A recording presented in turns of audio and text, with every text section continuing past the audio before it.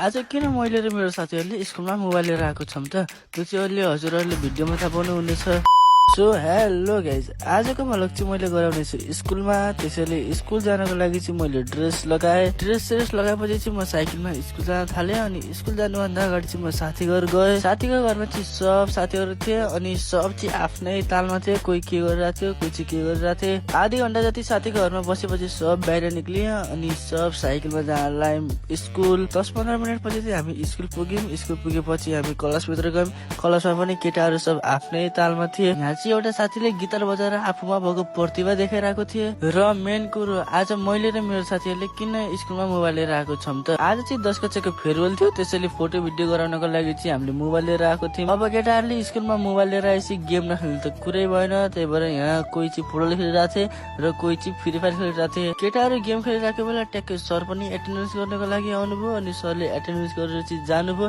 त्यसपछि अनि दुईटा केटाहरू गएर चाहिँ टक्क अब गीत सित गायो अगाडि गएर। केटाहरूले गीत सित गाएपछि चाहिँ मेरो अर्को साथीले नि आफूमा भएको प्रतिभा देखायो। अब मैले मात्र के आफ्नो प्रतिभा लुकाएर राख्ने भनेर मैले पनि गिटार बजाएर आफ्नो प्रतिभा देखाइहालेँ। गिटार सितार बजाएपछि चाहिँ अब हामी माथि गयौँ 3-4 जना अनि माथि गएर टक्क अब भ्यू हेर्दै बस्यौँ टपदेखि।